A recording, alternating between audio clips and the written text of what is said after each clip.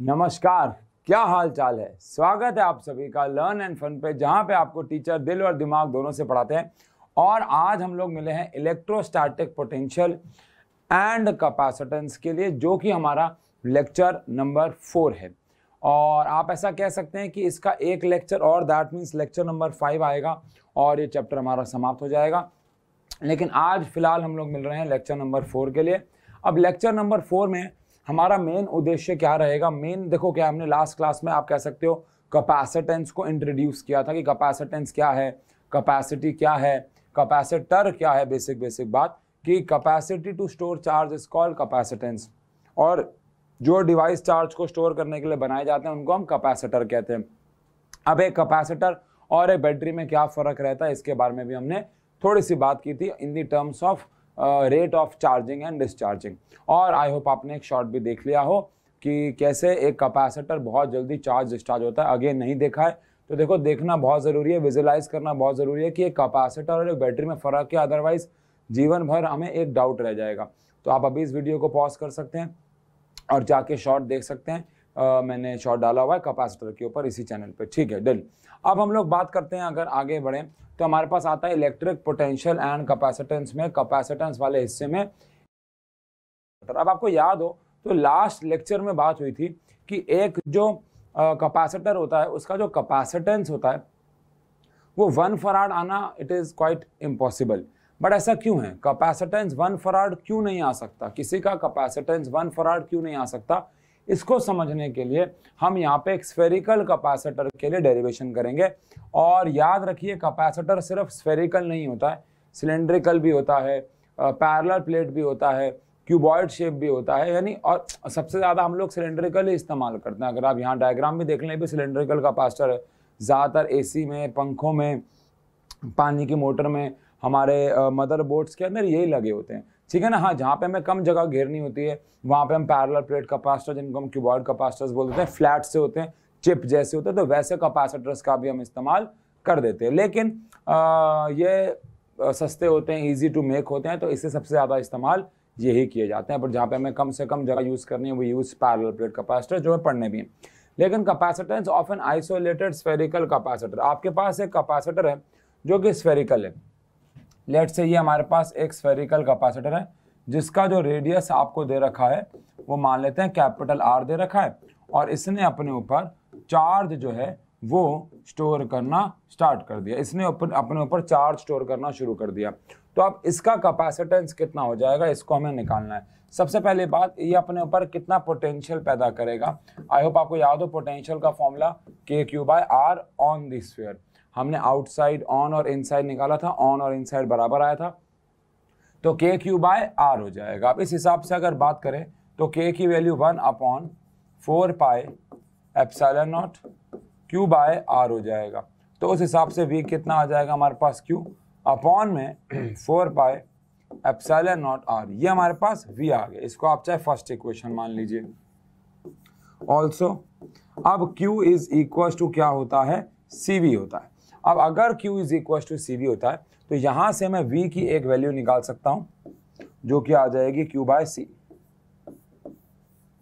और अगर इस केस की बात करें तो हमारे पास जो Q है वो हमने स्मॉल q लिया है, तो ये हमारे पास V आ जाएगा Q/C। इसको हम मान लेंगे सेकेंड इक्वेशन। अब फ्रॉम फर्स्ट एंड सेकेंड, अगर हम फर्स्ट और सेकेंड को कंपेयर कर दें तो Q/C is equal to Q upon में 4 पाई एप्सिलॉन नॉट R आ जाएगा, है ना। अब यहाँ पे Q से Q तो कैंसिल हो जाएगा और रेसिप्रोकल कर देंगे, तो कैपेसिटेंस कितना आ जाएगा, 4 pi epsilon naught R। Capacitance कितना आ जाएगा बच्चों, 4 pi epsilon naught R, where 4 is obviously बात है 4, pi is 3.14, epsilon naught is permittivity of free space and R is the radius of the sphere. अब यहाँ पे एक बात जानना बहुत ज़रूरी है, ये फॉर्मूला एक्चुअली क्यों डिराइव किया गया, इसके ऊपर न्यूमेरिकल NCERT में तो जहाँ तक मुझे याद है कोई भी नहीं है, और एग्ज़ाम में भी आज तक इसके ऊपर न्यूमेरिकल्स नहीं आए हुए हैं। NCERT में एक अगर होगा भी तो एक आध होगा, मतलब ऐसे मुझे याद नहीं आ रहा है। पैरेलल प्लेट कैपेसिटर के ऊपर तो भरे पड़े हैं, मतलब आपको अंदाजा भी नहीं है कितने हैं। लेकिन स्फेरिकल कैपेसिटर के ऊपर जहाँ तक मुझे याद आ रहा है कोई न्यूमेरिकल नहीं है, और अगर इनकेस मुझे कोई स्किप हो रहा हो तो एक आध हो भी सकता है। बट द थिंग इज कि ये फॉर्मूला हमने डिराइव किस लिए किया, हमारा मकसद कुछ और है। हमारा मकसद दो बातें जानना है। पहला, हमने लास्ट क्लास में पढ़ा था कि जो कैपेसिटेंस होता है वो किसी भी कैपेसिटर के डायमेंशंस पे डिपेंड करता है, उसकी लेंथ पे, उसकी ब्रेथ पे, उसकी हाइट पे। अब अगर स्फीयर है तो उसके रेडियस पे। तो सबसे पहली बात तो प्रूफ होती है कि कैपेसिटेंस जो है वो रेडियस पे डिपेंड करता है, और हमने बात की थी कि वो उसके आसपास और उसके खुद के मटेरियल पर डिपेंड करता है, which is again representing by epsilon. तो ये भी क्लियर होता है। दूसरी बात, हमने एक बात बोली थी कि 1 फराड का कैपेसिटेंस पैदा करना एक कैपेसिटर से it is quite difficult job. ऐसा क्यों है, आओ जरा समझें। इसको समझते हैं इस फॉर्मूले की मदद से, इस फॉर्मूले की मदद से समझते हैं। लेट कर लेते हैं, डेरिवेशन आई तो यहाँ पे खत्म हो गई, यहाँ पे अब हम कुछ इसका यूज कर रहे हैं। लेट कर लेते हैं कि जो कैपेसिटेंस है 1 फराड है, ठीक है। तो C is equal to 4 pi epsilon naught R आ जाएगा, और कैपेसिटेंस की जगह मैंने 1 डाल दिया, तो ये 4 पाई एप्सिलॉन नॉट R आ गया। अब अगर मैं 4 पाई एप्सिलॉन नॉट को 1 के नीचे ले जाऊं तो 1/4 pi epsilon naught is equal to R आ जाएगा। तो R जो है वो हमारे K के बराबर आ जाएगा, because 1/4 pi epsilon naught is nothing but equal to K, and K की वैल्यू होती है 9 इंटू में 10 की पावर 9। तो हमारे पास अगर मुझे एक कैपेसिटेंस बनाना है, ऑब्वियसली बात है, अभी मैंने मटेरियल वैक्यूम लिया है, कोई और मीडियम भी ले लेंगे तो ज़्यादा फर्क नहीं पड़ता, 10 गुना 20 गुना 100 गुना हो जाता है। लेकिन स्टिल अगर मैं R की बात करूं तो मेरे पास जो R आया है वो आया है 9 इंटू में 10 की पावर 9। ये काफ़ी बड़ा एक नंबर है, काफ़ी बड़ी एक वैल्यू है। 9 इंटू में 10 की power 9 is actually a very big number. आप इस इमेजिन करें कितना है ये, अर्थ के रेडियस से भी, अर्थ का रेडियस कितना होता है 6.4 इंटू में 10 की पावर 6, ये 10 की पावर 9 है, लगभग उससे भी 1000 गुना 10,000 गुना ज़्यादा है, बिकॉज आगे 9 भी है। काइंड ऑफ कहने का मतलब ये यार कि ये इतना बड़ा साइज है कि अर्थ से भी हज़ारों गुना बड़ा है। तो क्या फराड का कैपेसिटेंस बनाना है तो मुझे एक ऐसा स्फीयर बनाना होगा जिसका रेडियस, जिसका साइज अर्थ के साइज के मुकाबले हज़ारों गुना बड़ा होगा। तो आंसर है यस। ठीक है, अब आप बोलोगे यहाँ तो आपने एप्सिलॉन नॉट लिया, यहाँ तो आपने वैक्यूम लिया है, तो इस केस में हम लोग बात नहीं कर सकते। तो ये ऑब्वियस सी बात है। यहाँ ठीक है, अगर आप मीडियम चेंज भी कर दोगे, अगर आप माध्यम को बदल भी दोगे तो भी बहुत बड़ा फर्क नहीं आएगा। अभी आप आगे जाके जानोगे कि जो वैल्यूज हैं वो मैक्स टू मैक्स कितना चेंज हो सकती हैं, 50 गुना 100 गुना, इससे ज़्यादा नहीं चेंज हो सकती हैं। चलो मान लेते हैं 100 गुना भी कर दिया यार, 1000 गुना भी कर दिया, तो भी आपको अर्थ के जितना बड़ा स्फीयर तो बनाना ही पड़ेगा ना। That is why it is not possible कि मैं एक ऐसा कैपेसिटेंस बना सकूं जिसका जो रेडियस रहेगा वो इतना बड़ा रहेगा। तो 1 फराड का capacitance banana it is not possible. इसीलिए हमारे पास जो कैपेसिटेंस इजीली अवेलेबल होते हैं वो कितने वैल्यू के होते हैं, माइक्रो में होते हैं, मिली में होते हैं, या पीको में होते हैं। हाँ, उनको जोड़ जोड़ के we can obtain capacitance of 1 farad, that is something different. ठीक है, तो ये डेरिवेशन का सिर्फ एक ही एक्चुअली दो हमारे आप कह सकते हैं उद्देश्य थे। पहला था टू शो कि कैपेसिटेंस डिपेंड करता है dimensions which is R in this case and material के नेचर पे, और दूसरा ये डिपेंड करता है कि हाँ ये शो करता है कि 1 फराड का कैपेसिटेंस बनाना पॉसिबल नहीं है। ठीक है बच्चों, चलिए आगे बात करेंगे। और अब हम लोग बात करेंगे पैरेलल प्लेट कैपेसिटर के बारे में। यानी ये एक्चुअली वो वाला हिस्सा है जहाँ से एग्जाम में सबसे ज़्यादा सवाल बन सकते हैं, पैरेलल प्लेट कैपेसिटर। तो पैरेलल प्लेट कैपेसिटर होता क्या है, इसमें हमारे पास 2 प्लेट्स होती हैं और दोनों प्लेट्स एक दूसरे से पैरेलल होती हैं, तभी इसका नाम पैरेलल प्लेट कैपेसिटर है ना। जो हमने सिंबल बनाया था अगर आपको याद हो वो इसी से ही इंस्पायर्ड है, बिकॉज एक्चुअली कैपेसिटर हम ज़्यादातर जो पढ़ाई में यूज़ करते हैं वो पैरेलल प्लेट कैपेसिटर ही होता है, क्योंकि इसको समझना सबसे ईजी जॉब होती है। यहाँ से एक वायर जा रही है, यहाँ से एक वायर जा रही है, ऑब्वियसली बात है, इसको एक पोटेंशियल सोर्स दे रखा है हमने V, और इसको चार्ज कर दिया। अब चार्ज करेंगे तो एक प्लेट पे चार्ज आ जाएगा, अगर हमने इसको पॉजिटिव से कनेक्ट किया होगा लेट से, तो पॉजिटिव, थोड़ी देर के लिए मान लो, और एक प्लेट पे चार्ज क्या आ जाएगा, नेगेटिव। ठीक है जी। अब प्लेट पे जो चार्ज होता है आपको याद होगा, उसमें हम एरियल चार्ज डेंसिटी, तो प्लस सिग्मा यहाँ की एरियल चार्ज डेंसिटी है, फर्स्ट चैप्टर से रिलेट करेंगे, और यहाँ पे areal charge density minus sigma, यानी चार्ज पर यूनिट एरिया यहाँ पे कितना है, प्लस सिग्मा, तो इस पे कितना आएगा माइनस सिग्मा। ऑब्वियस बात दोनों पे चार्ज इक्वल और अपोजिट आएगा। अब हम लोगों को इसका कैपेसिटेंस निकालना है। इसके बीच में अभी फिलहाल कुछ भी नहीं है, मतलब वैक्यूम है। हम चाहें तो इसके बीच में भर सकते हैं और चाहें क्या भरते ही हैं, और वो हमें पढ़ना है डाइलेक्ट्रिक स्लैब में, यानी कि इस चैप्टर के आखिरी टॉपिक में, कि भैया आगे आएगा कि हम कैसे अगर एक कैपेसिटर की प्लेट के बीच में कोई मटेरियल भर देते हैं तो उसका जो कैपेसिटेंस है वो कैसे वेरी करता है, वो भी हमें पढ़ना होगा। बट अभी के लिए हमारे पास ये पैरेलल प्लेट कैपेसिटर है जिसके बीच में अभी फिलहाल हमने वैक्यूम रखा हुआ है, कोई और मीडियम नहीं है। अब अगर हम इस पैरेलल प्लेट कैपेसिटर के अंदर इलेक्ट्रिक फील्ड की बात करें तो इलेक्ट्रिक फील्ड कहाँ से कहाँ ट्रेवल करती है, फ्रॉम पॉजिटिव टू नेगेटिव, है ना। एक पैरेलल प्लेट कैपेसिटर के लिए या किसी भी दो प्लेट्स के लिए अगर मेरे एक पे चार्ज पॉजिटिव और एक पे चार्ज नेगेटिव है तो इलेक्ट्रिक फील्ड लाइन कहाँ से कहाँ जाएंगी, तो from positive charge to negative charge. Electric field line plus से माइनस की तरफ जाएगी हमेशा। हमेशा का मतलब है हमेशा, ये बात ध्यान रखिएगा। फ्रॉम प्लस टू माइनस जाएंगी इलेक्ट्रिक फील्ड लाइन। वो तो हम इलेक्ट्रिक फील्ड लाइन की प्रॉपर्टीज पढ़ चुके हैं। तो इसके जो बाहर वाला एरिया है उधर कितनी इलेक्ट्रिक फील्ड लाइन होगी, तो आंसर है 0। वैसे तो एक शीट इलेक्ट्रिक फील्ड इधर भी बनाती है और इधर भी बनाती है ना। वैसे तो एक शीट इलेक्ट्रिक फील्ड दोनों डायरेक्शन में बनाती है, लेकिन अगर मैं आपसे इस तरीके से बात करूं कि एक शीट मेरे पास है पॉजिटिव, एक शीट मेरे पास है नेगेटिव, तो इस केस में इलेक्ट्रिक फील्ड लाइंस पॉजिटिव से कहाँ जाएंगी, नेगेटिव, क्योंकि बाहर वाली भी ऑब्वियस सी बात है पॉजिटिव से नेगेटिव जाएंगे, क्योंकि शीट के पास यहाँ और यहाँ तब इलेक्ट्रिक फील्ड लाइन निकलती है जब उसके पास नेगेटिव नहीं होता। अब अगर उसके पास नेगेटिव है तो सारी इलेक्ट्रिक फील्ड लाइन पॉजिटिव से नेगेटिव निकलेंगी। इसका मतलब there will be no electric field line outside the plates, यानी प्लेट्स के बाहर, यानी इस एरिया में आपको जो इलेक्ट्रिक फील्ड मिलेगी वो 0 मिलेगी, और इस वाले एरिया में भी आपको इलेक्ट्रिक फील्ड जो है वो 0 मिलेगी। लेकिन बीच वाली प्लेट में आपको कुछ मिलेगी। उससे पहले डेरिवेशन को शुरू करने से पहले इन दोनों प्लेट्स के बीच का जो डिस्टेंस हमने लिया हुआ है वो छोटा d लिया हुआ है, और इस प्लेट का जो एरिया लिया हुआ है वो हमने a लिया हुआ है। तो ऑब्वियस बात है दोनों प्लेट का एरिया a ही हो जाएगा, ठीक है ना। अच्छा, अब अगर हम लोग इलेक्ट्रिक फील्ड इनसाइड की बात करें तो एक प्लेट के लिए होती है सिग्मा बाय 2 एप्सिलॉन नॉट, और दूसरी के लिए भी हो जाएगी सिग्मा बाय 2 एप्सिलॉन नॉट। अब आप कहोगे एक प्लस है एक माइनस है, तो डायरेक्शन हम लोग इंक्लूड कर चुके हैं, दोनों के डायरेक्शन सेम डायरेक्शन है तो ऐड होंगे।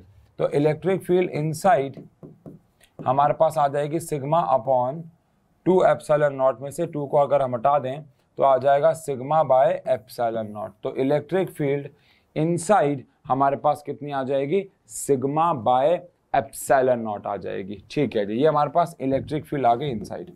ऑल्सो पोटेंशियल का फॉर्मूला इलेक्ट्रिक फील्ड इनटू में डिस्टेंस होता है। कैसे भाई, हमने इस चैप्टर में फॉर्मूला डिराइव किया है इलेक्ट्रिक फील्ड का फॉर्मूला V बाय L या V बाय X, अगर आपको याद हो पोटेंशियल ग्रेडियंट, तो उस हिसाब से V is equal to E into में D आ जाएगा, ठीक है। अब E कितना है हमारे पास, sigma by epsilon not into में D, ठीक है जी। तो ये हमारे पास V आ गया। अब हम धीरे धीरे इन्हें खोल रहे हैं ना। तो अगर मैं यहाँ से V के फॉर्मूले में Q की वैल्यू पुट कर दूं तो Q क्या होता है, Q होता है, सॉरी सिग्मा की वैल्यू पुट कर दूं, sigma is Q by A, कितना चार्ज मैंने स्टोर किया हुआ है पर यूनिट एरिया। तो यहाँ से मेरे पास अगर मैं सिग्मा की जगह Q बाय A रख देता हूँ तो इस केस में अब मैं Q को नीचे लेके जा सकता हूँ। तो V by Q is equal to, यह आ जाएगा मेरे पास D अपॉन में एप्सिलॉन नॉट A। अब दोनों को अगर मैं उल्टा कर दूं तो Q by V is equal to epsilon naught A by D। अब अगेन Q बाय E जो है, यहाँ पे जो Q है बाय V है, इसको मैं क्या लिख सकता हूँ, क्या ऐसा लिख सकते हैं बताओ कि Q is equal to CV होता है, और अगर Q is equal to CV होता है तो C किसके बराबर आ गया हमारे पास, Q बाय V के, क्योंकि हम यहाँ पे चार्ज छोटा Q ले रहे हैं फिलहाल। तो अगर ऐसा है, इसको आप मान लीजिए सेकेंड इक्वेशन और इसको आप मान लीजिए थर्ड इक्वेशन। तो क्या ऐसे बोला जा सकता है कि from second equation and third equation, second और third equation Q by V की जगह मैं क्या लिख सकता हूँ, C। तो C इज इक्वल टू क्या आ जाएगा, epsilon naught A by D. C is equal to क्या आ जाएगा, epsilon naught A by D. यानी कि एक पैरेलल प्लेट कैपेसिटर के लिए अगर मेरे पास एक कैपेसिटर है जो पैरेलल प्लेट है, उसके लिए मेरे पास फॉर्मूला आ गया है epsilon naught A by D. Epsilon not again is the permittivity of free space, but अगर मैं अंदर का मीडियम बदल दूंगा, अभी तो वैक्यूम है, तो ये वैल्यू बदल जाएगी। But A and D again dimensions को रिप्रेजेंट कर रहे हैं। जितना ज़्यादा डी इनके बीच में बढ़ेगा उतना कैपेसिटेंस कम हो जाएगा, और जितना ज़्यादा प्लेट का एरिया बढ़ेगा उतना कैपेसिटेंस बढ़ जाएगा। अच्छा, अब मैं आपसे एक सवाल पूछता हूँ।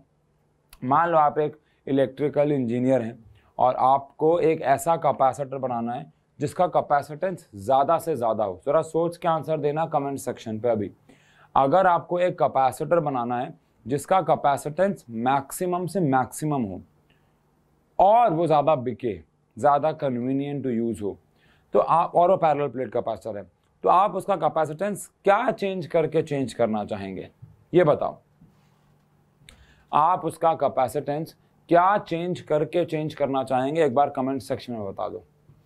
क्वेश्चन रिपीट कर देता हूं। अगर आप एक इंजीनियर हैं, इलेक्ट्रिकल इंजीनियर है, मैंने बोला यार एक कैपेसिटर डिजाइन करो यार बढ़िया सा, जो अच्छा कैपेसिटर हो, मतलब वो ज़्यादा से ज़्यादा चार्ज स्टोर कर सके, उसकी कैपेसिटी, उसका कैपेसिटेंस ज़्यादा से ज़्यादा हो, एंड अगेन आपको बाकी चीज़ों का ध्यान रखना है। तो मेरे हिसाब से आप, आई होप आपने आंसर दिया होगा, वो है एप्सिलॉन नॉट। क्योंकि देखो डी को कम से कम करने की एक लिमिट है ना। आप उन्हें चिपका नहीं सकते प्लेट्स को, तो उनके बीच में कुछ तो गैप आपको रखना पड़ेगा, और वो एक लिमिट हो जाएगी कि भैया नहीं, मैं इसके आगे नहीं जा सकता। पहली बात। दूसरी बात, एरिया अगर मैं बढ़ाता हूँ तो जो कैपेसिटर है वो बड़ा होता चला जाएगा साइज में। अगेन कैपेसिटेंस तो बढ़ेगा, फिर तो कोई लिमिट ही नहीं है, फिर तो एक बिल्डिंग जितना बड़ा कैपेसिटर बना दें हम, एक शहर जितना बड़ा कैपेसिटर बना दें, बट वो इजी टू यूज भी तो होना चाहिए ना। आपको उस कैपेसिटर को अपने पानी के मोटर में लगाना है, पंखे में लगाना है, मोबाइल फ़ोन में लगते हैं कैपेसिटर, चार्जर में, अडॉप्टर में लगते हैं कैपेसिटर्स। तो वो कैपेसिटर इतने साइज का होना चाहिए कि आप उसे यूज़ तो कर पाए ना, उसको जिस जगह पे लगाने के लिए बनाया जा रहा है वहाँ वो फिट तो आ जाए। अब अगर एक कैपेसिटर ही, मान लो मैं कैपेसिटर ही इतने बड़े साइज़ का बनाता हूँ और उसको मोबाइल फ़ोन में लगाता हूँ, तो कितनी बड़ी बेवकूफ़ी कहलाई जाएगी। बिकॉज हाँ, पंखे में लगाने के लिए, मोटर में लगाने के लिए, एसी में लगाने के लिए इतने साइज़ के कैपेसिटर आते ही इतने साइज़ के हैं और हम यूज़ भी करते हैं। बट अगर एक कैपेसिटर लगाया जा रहा है मदरबोर्ड में, मोबाइल फ़ोन में, अडॉप्टर में, तो उसके साइज़ को भी ध्यान रखना है। इवन मोटर और पंखे में भी कैपेसिटर के साइज़ को ध्यान रखना है, वहाँ पे तो रखना ही है।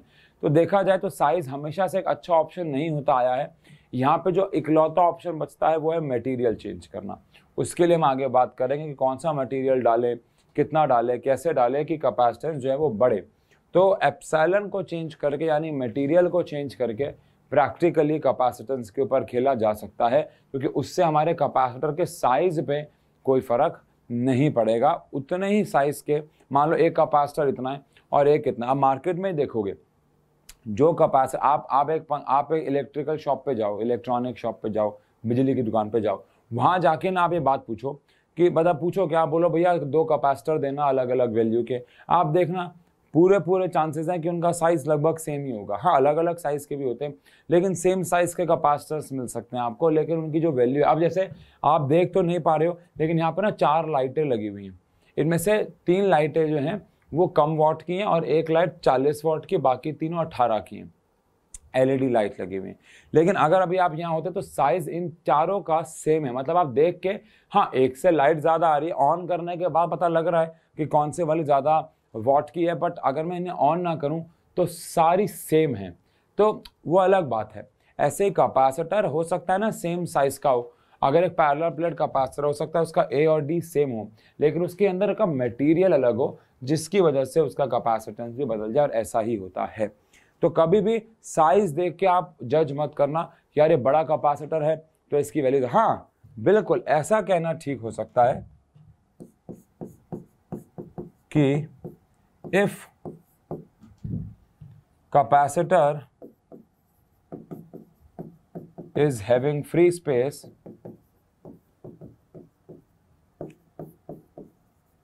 then capacitor with maximum plate area will have maximum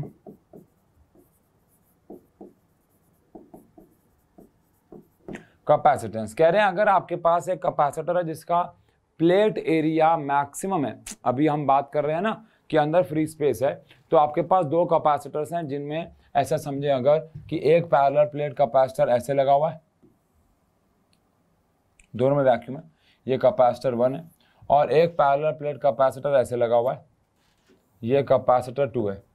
तो ऑब्वियसली बात है इसका जो कैपेसिटेंस होगा यानी C2 का जो कैपेसिटेंस होगा वो C1 से ज़्यादा होगा अगर दोनों के बीच में अभी वैक्यूम है या दोनों के बीच में हम कंसीडर कर रहे हैं the condition is of free space, है ना। लेकिन अगर मैं मटेरियल बदल दूं तो मैं इसका कैपेसिटेंस उससे ज़्यादा कर सकता हूं, ये आप समझ गए होंगे। ठीक है जी, तो ये हमारा सवाल है। अब अगला एक छोटा सा टॉपिक आता है combinations of capacitors. Combination of capacitors में जैसे कि हम लोग ना थर्ड चैप्टर में या हमने 10th में पढ़ रखा है कि हम रजिस्टर्स को सीरीज में और पैरेलल में लगाते हैं, ऐसे ही थर्ड चैप्टर में यानी करंट इलेक्ट्रिसिटी वापस से आने वाला है, सीरीज सर्किट और पैरेलल सर्किट वापस से आने वाला है। बट अभी के लिए अगर हम लोग बात करें कैपेसिटर्स की, सीरीज में कैसे कनेक्ट करें, पैरेलल में कैसे कनेक्ट करें और कनेक्ट करने पर क्या फॉर्मूले आएंगे, आओ देखो। ये हमारे पास कैपेसिटर्स का सीरीज कॉम्बिनेशन है। ये हमने कुछ कैपेसिटर C1, C2, C3। अब जब कैपेसिटर्स को या किसी भी चीज़ को सीरीज में कनेक्ट करते हैं तो आई होप आपको पता हो करंट सेम जाता है 10th class, because there is no division, कोई और वायर नहीं है, कोई डिवीजन नहीं है, तो करंट सेम जाएगा। करंट सेम जाएगा तो चार्ज भी सेम होगा। तो इसके अक्रॉस चार्ज आ गया Q1, इसके अक्रॉस भी चार्ज आ गया Q1, इसके अक्रॉस भी चार्ज आ गया Q1। अब Q1 लेने से बढ़िया है कि हम क्या ले लें, Q ले लें। लेकिन हाँ, सीरीज कॉम्बिनेशन में वोल्टेज जो होती है वो अलग अलग हो जाती है। तो इसके अक्रॉस जो वोल्टेज आ जाएगी वो आ जाएगी V1, इसके अक्रॉस आ जाएगी V2 और इसके अक्रॉस आ जाएगी V3। तो तीनों के अक्रॉस जो वोल्टेज आ जाएगी वो अलग अलग आ जाएगी बिकॉज कॉम्बिनेशन इज सीरीज। तो अगर मुझे नेट वोल्टेज निकालना होगा तो मैं कैसे निकाल सकता हूँ, V1 plus V2 plus V3, because इनके अक्रॉस जो भी वोल्टेज डिवाइड हुई होगी वो नेट वोल्टेज होगी, है ना, ये हमें पता है।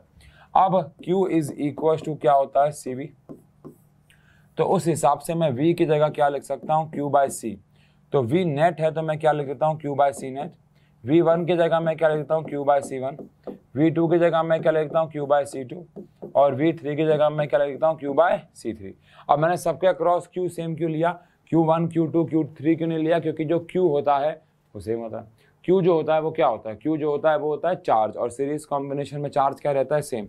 तो सारे Q से Q कैंसिल हो जाएंगे, तो 1/C नेट जो है वो क्या आ जाएगा, 1/C1, 1/C2 और 1/C3। ये हमारे पास कौन सा कॉम्बिनेशन आ गया, सीरीज। अब आपको कुछ याद आ रहा होगा शायद कि सीरीज कॉम्बिनेशन का जो फॉर्मूला आया है वो रजिस्टर वाले से पैरेलल वाला है ना। जो सीरीज कॉम्बिनेशन का फॉर्मूला आया है वो रजिस्टर का पैरेलल कॉम्बिनेशन का फॉर्मूला है। हाँ, तो उल्टा होता है। और यही मज़ेदार बात बताता हूँ क्यों, बिकॉज अभी ना थर्ड चैप्टर आएगा और थर्ड चैप्टर में हमें यही काम रजिस्टर्स के लिए भी करना है। और रजिस्टर में सीरीज का फॉर्मूला वही R1 R2 रहेगा और पैरेलल में ऐसा आ जाएगा। और आगे जाके ऐसे क्वेश्चंस आएंगे जहाँ पे हम रजिस्टर्स को और कैपेसिटर्स को एक साथ पढ़ने वाले हैं AC में, तो वहाँ पे मज़ा आता है। वहाँ बच्चा बहुत कंफ्यूज हो जाता है मतलब कुछ बच्चे हो जाते हैं, क्योंकि ह्यूमन नेचर है, क्योंकि पैरेलल बोलते हमारे दिमाग में 1/C वाला फॉर्मूला आ जाएगा, क्योंकि वहाँ पे 1/R होता है। तो बस वो छोटी सी बात है, ध्यान रखनी है। आई होप सब कर लेंगे मैनेज, बट ध्यान रखिएगा उल्टा हो जाता है फॉर्मूला। जैसे कि यहाँ पे सीरीज में ये आया तो पैरेलल में क्या वो वाला आ जाएगा, जैसे R1 plus R2 plus R3, तो क्या C1 plus C2 plus C3 आ जाएगा। आओ चेक करें, वैसे आएगा तो वही, बट आओ ये हमारे पास हमने कौन सा कॉम्बिनेशन लगा दिया बच्चों, पैरेलल कॉम्बिनेशन, है ना। अब ये आ गया हमारे पास C1, ये आ गया हमारे पास C2, ये आ गया हमारे पास C3, हमने पैरेलल कॉम्बिनेशन लगा दिया। अब पैरेलल कॉम्बिनेशन में अगर यहाँ से कुछ करंट आता है तो आपको पता है वो डिवाइड हो जाता है, तो अलग अलग चार्ज देगा। ये आ जाएगा Q1, ये आ जाएगा Q2, ये आ जाएगा Q3। लेकिन पैरेलल कॉम्बिनेशन है तो वोल्टेज क्या रहेगी, सेम रहेगी। पैरेलल कॉम्बिनेशन है तो वोल्टेज क्या रहेगी, सेम। इसके अक्रॉस भी वोल्टेज V रहेगी, इसके अक्रॉस भी वोल्टेज V रहेगी और इसके अक्रॉस भी वोल्टेज V रहेगी। अब अगर मुझे निकालना हो Q नेट, तो नेट Q मैं कैसे निकालूंगा, Q1, क्योंकि भैया Q नेट का मतलब है टोटल चार्ज, तो Q1 plus Q2 plus Q3, ये Q नेट आ जाएगा ना। अब Q इज इक्वल टू क्या होता है, CV होता है। तो Q नेट की जगह मैं क्या लिख सकता हूँ, Q नेट की जगह C नेट V नेट, लेकिन V तो सेम ही है। Q1 की जगह मैं क्या लिख सकता हूँ, C1V, Q2 की जगह क्या लिख सकता हूँ, C2V, और इसकी जगह क्या लिख सकता हूँ, C3V। अब इन सब में से V कॉमन आ जाएगा, तो C नेट आ जाएगा मेरे पास और कैंसिल हो जाएगा, तो C नेट क्या आ जाएगा मेरे पास, है ना भाई। तो कहने का मतलब है कि जो सीरीज वाला फॉर्मूला हम लोग पढ़ा करते थे वो पैरेलल में चला गया, और जो पैरेलल वाला फॉर्मूला हम पढ़ा करते थे वो सीरीज में चला गया। तो एक्चुअली में चीज़ें जो हैं वो खिसक गई हैं, उल्टी हो गई हैं, डन है। तो इस तरीके से चीज़ें जो है वो चलती हैं, कोई दिक्कत परेशानी। तो सीरीज कॉम्बिनेशन में फॉर्मूला पैरेलल वाला आ गया और पैरेलल कॉम्बिनेशन में फॉर्मूला सीरीज वाला आ गया, कोई दिक्कत नहीं, आगे बढ़ते हैं और बात करते हैं energy stored in a capacitor. इसके ऊपर कैसे न्यूमेरिकल्स आएंगे, जैसे कि 10th में सीरीज और पैरेलल कॉम्बिनेशन के ऊपर आते हैं ना, वैसे ही बाकी हम कर लेंगे। लेकिन अभी अगर हम बात करें energy stored in a capacitor की, कि एक कैपेसिटर में कितनी एनर्जी हम लोग जो है वो स्टोर करते हैं, फिर अगली क्लास में ना क्या करेंगे, इस चैप्टर के न्यूमेरिकल्स करते हैं, बिकॉज हमने कोई न्यूमेरिकल ज़्यादा किए नहीं, थोड़े बहुत आएंगे भी आज एनसीईआरटी के, ये 1-2 आ रहे हैं। लेकिन उससे पहले हम लोग बात करेंगे energy stored in a capacitor की, कि एनर्जी एक कैपेसिटर कितनी स्टोर करता है, और फिर हम बात करेंगे energy stored in a capacitor पर यूनिट वॉल्यूम की, कि गिवन वॉल्यूम में वो कितनी एनर्जी स्टोर करता है, ठीक है ना। एक एक करके बात करते हैं। चलिए, सबसे पहली बात, ये हमारे पास एक कैपेसिटर है जिसमें हमें एनर्जी को स्टोर करवाना है। ये उसका प्लेट्स के बीच का डिस्टेंस है, ये उसका एरिया ए है, इसके ऊपर हमें टोटल चार्ज लेके आना है कैपिटल Q। लेकिन वो कहाँ से कहाँ लेके आए, 0 से इसके अंदर चार्ज हम करने वाले हैं +Q इस प्लेट पे, और यहाँ पे 0 से हम चार्ज करने वाले हैं ऑब्वियसली बात है -Q।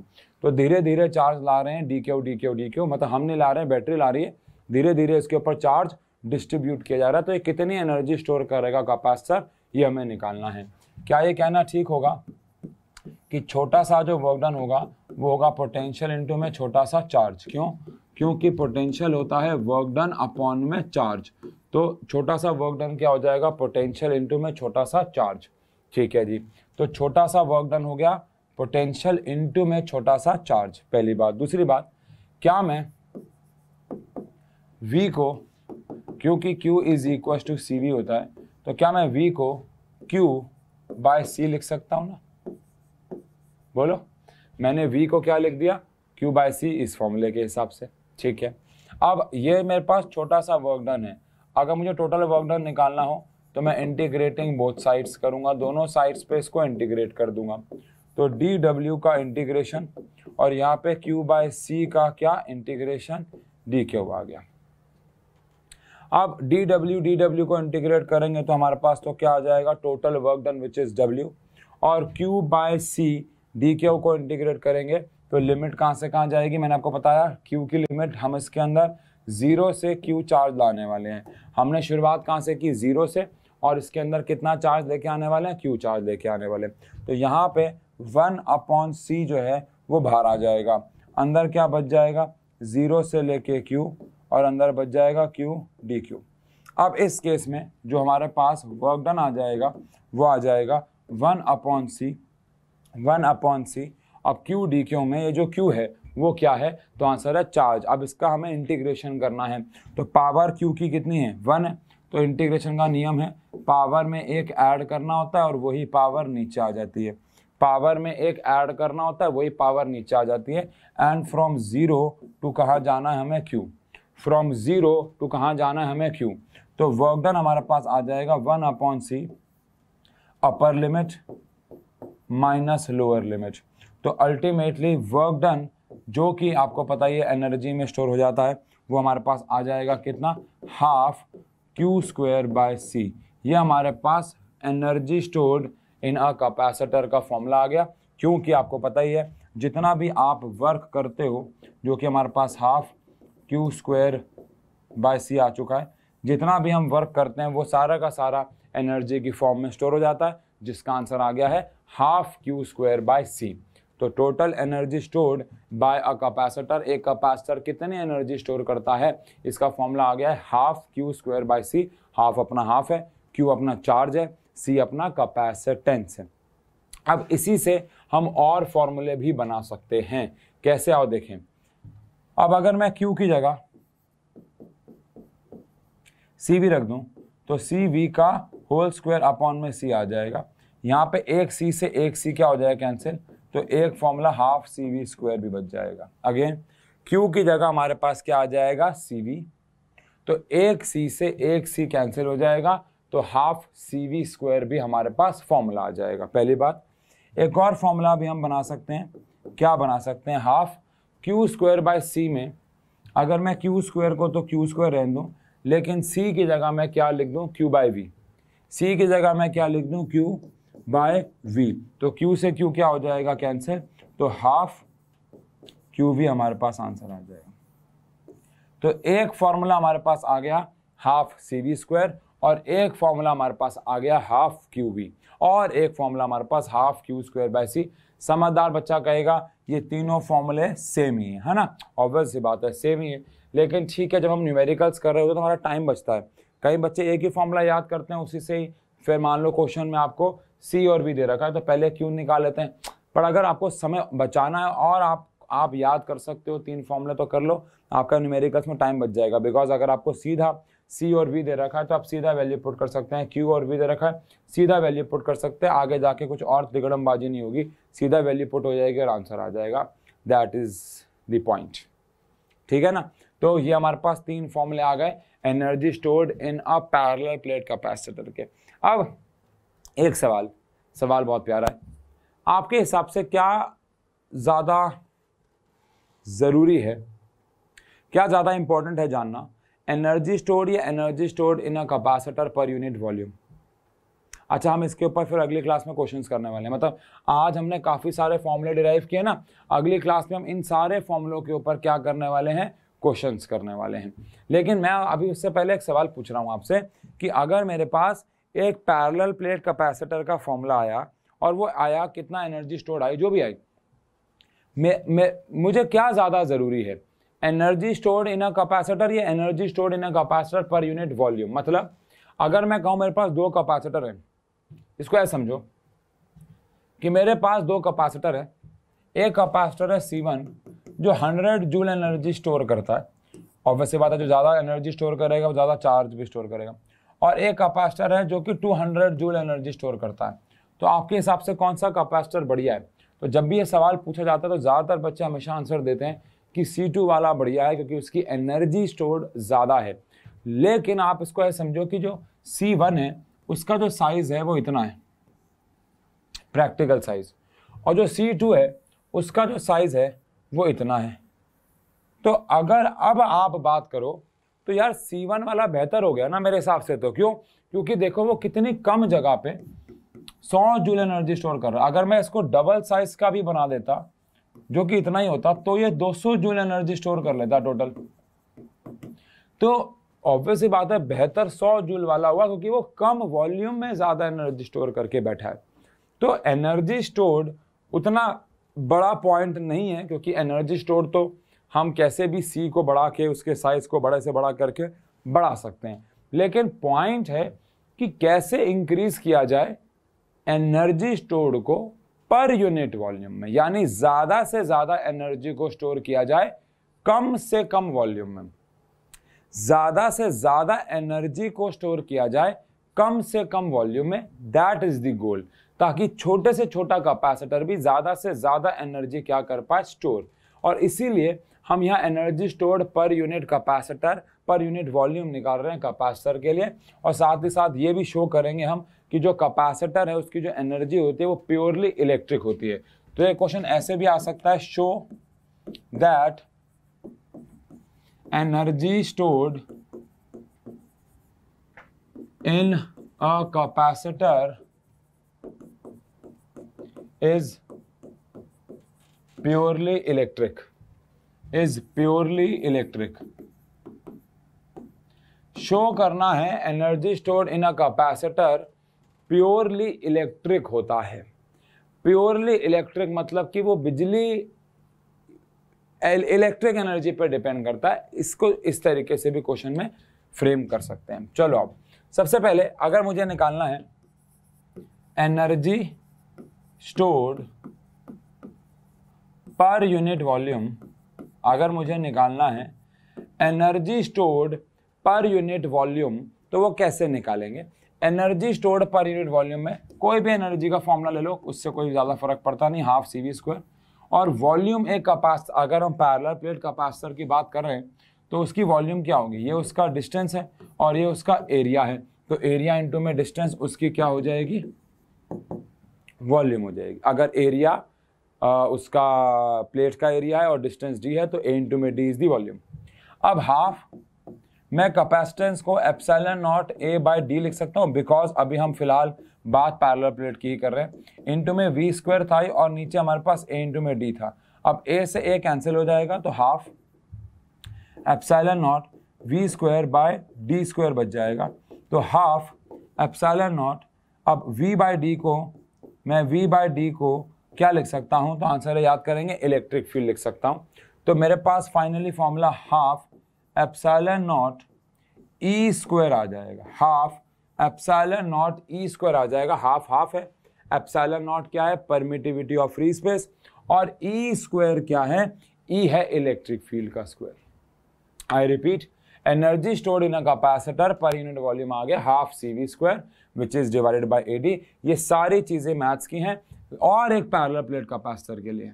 मैथ्स के लिए मतलब नॉट मैथ्स ने दिए, मैं कह रहा हूँ कैलकुलेशन वगैरह कि D से D हो गया d², A से A कैंसिल हो गया, सॉल्व कर दिया। लेकिन इस फॉर्मूले में अगर आप ध्यान से देखें तो एनर्जी स्टोर्ड पर यूनिट वॉल्यूम का फॉर्मूला आया हाफ ε0 E², यानी ये सिर्फ और सिर्फ किस पर डिपेंड कर रहा है? E के स्क्वायर पे, यानी इलेक्ट्रिक फील्ड पर डिपेंड कर रहा है। तो पहली बात तो हम कह सकते हैं कि हेंस एनर्जी स्टोर्ड पर unit volume is purely electric, is purely electric. Energy stored in a capacitor पर यूनिट वॉल्यूम प्योरली क्या रहती है? इलेक्ट्रिक रहती है। अब यहाँ पे इस फॉर्मूले से हम क्या समझें? हम ये समझें कि भले ही एनर्जी स्टोर्ड को बढ़ाने के लिए आप Q को बढ़ाओ, आप C को कम करो, अगर ये फॉर्मूला लगाते हैं, अगर Q इज कांस्टेंट, अगर V इज कांस्टेंट तो C को बढ़ा दो, QV का फॉर्मूला लगा दो। तो एनर्जी स्टोर्ड को बढ़ाने के तो तरीके हैं, लेकिन उसको बढ़ाने के लिए आपको हो सकता है साइज भी बढ़ाना पड़े, बट वो तो, और अगर साइज बढ़ा के एनर्जी स्टोर बढ़ाई जा रही है तो वो तो कोई भी कर लेगा। But the goal is how to increase energy stored in a capacitor पर यूनिट वॉल्यूम, यानी कम से कम वॉल्यूम में ज़्यादा से ज़्यादा एनर्जी कैसे स्टोर करें। और उसके फॉर्मूले में अगेन अगर आप देखेंगे तो एक चीज़ तो आ रही है ε0 और इलेक्ट्रिक फील्ड। अब पैरेलल प्लेट कैपेसिटर में इलेक्ट्रिक फील्ड का फॉर्मूला क्या होता है? σ/ε0। तो कहीं ना कहीं घूम फिर के वो, अगर मैं इसकी वैल्यू भी डाल देता हूँ यहाँ, तो कहीं ना कहीं अगेन ε0 और Q की फॉर्म में आंसर आ जाएगा। तो ultimately energy stored in a capacitor पर unit volume nature of material पे ही डिपेंड कर रही है, अगर आप कैसे मर्जी बात को घुमा लो। देखो अगर मैं इसको आगे खोल दूँ, वैसे तो हमारा काम यहाँ हो गया, लेकिन अगर मैं इलेक्ट्रिक फील्ड का फॉर्मूला σ/ε0 का स्क्वायर लगा देता हूँ तो यहाँ से एक से कैंसिल हो जाएगा, तो फॉर्मूला σ/ε0 आ जाएगा उसका स्क्वायर, अगर इसका स्क्वायर होता है तो। अब इस हिसाब से अगेन सिग्मा क्या है? जो नेचर ऑफ मटेरियल पर डिपेंड करता है, और एप्सिलॉन क्या है? वो भी नेचर ऑफ मटेरियल पर डिपेंड करता है। तो घूम फिर के आप एक ही चीज़ पे रहो, जो मैंने आपसे पिछली अभी टॉपिक में भी कहा था कि अगर मुझे energy stored in a capacitor बढ़ाना है तो मेरा जो गोल है is to increase the capacitance, and capacitance को बढ़ाना है तो गोल है कि भैया ये चेंज करो, बिकॉज ए और डी चेंज करके तो ऑब्वियस सी बात है वी कैन। तो सारी बातें यहीं से कनेक्ट होके आगे गई कि अगर मुझे सी बढ़ाना है तो मुझे ε0 चेंज करना बेहतर रहेगा, और सी के बढ़ने से एनर्जी स्टोर बढ़ेगी, और एनर्जी स्टोर बढ़ेगी without changing A and D, तो automatically energy store in a capacitor पर यूनिट वॉल्यूम भी बढ़ता चला जाएगा, है ना। तो ये बात ध्यान रखिएगा, goal is to increase energy stored in a capacitor पर unit volume but not the energy stored, क्योंकि वॉल्यूम को बढ़ा के तो वो इजीली अचीवेबल है ही है, बट वो प्रैक्टिकली सही नहीं रहेगा, बिकॉज कैपेसिटर की वॉल्यूम अगर बढ़ती चली जाएगी तो वो ईजी टू यूज़ या कन्वीनियंट टू यूज़ नहीं रहेगा। यस, चलिए ठीक है। तो आज का जो टॉपिक रहा, अगली क्लास में पहली बात तो चैप्टर खत्म हो जाएगा। क्या क्या पढ़ना है? सबसे पहली चीज़ हमें पढ़नी है कि एक डाइलेक्ट्रिक सब्सटेंस क्या होता है, वो जब कैपेसिटर की प्लेट्स के बीच में जाता है तो क्या होता है। फिर एक बहुत इंपॉर्टेंट टॉपिक पढ़ना है, corona discharge and charge distribution, ठीक है ना।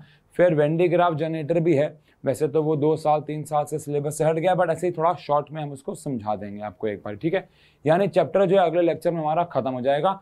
फिर जैसे कि जब भी हमारा अगला लेक्चर आएगा ना, उसके अगला जो लेक्चर हम लोग लेके आएंगे कुछ क्वेश्चंस। अच्छा, हम अगले क्लास में कुछ क्वेश्चंस भी करने वाले हैं। पहले तो कुछ क्वेश्चंस ही करेंगे, सबसे पहले आते ही कुछ सवाल करेंगे, न्यूमेरिकल्स करेंगे, उसके बाद आगे बढ़ेंगे। फिर एक लेक्चर ले आएंगे जहाँ पे फर्स्ट और सेकंड चैप्टर के शायद कुछ क्वेश्चंस ले आएँ, अगर आप कहो तो थर्ड चैप्टर पहले करा दें और फिर 3 के लिए एक साथ, वो हम देख लेंगे, है ना। बट अभी शायद सिलेबस थोड़ा सा खींचना ज़रूरी है, क्योंकि आपके यूटी वगैरह भी आ रहे होंगे, क्योंकि यहाँ CBSE वालों के तो हो रहे हैं ऑफलाइन में, आपके भी शायद हो रहे हो। बाकी बता दीजिएगा जैसा भी है, लेकिन पढ़ाई अपने साथ साथ करते रहें। Thank you so much.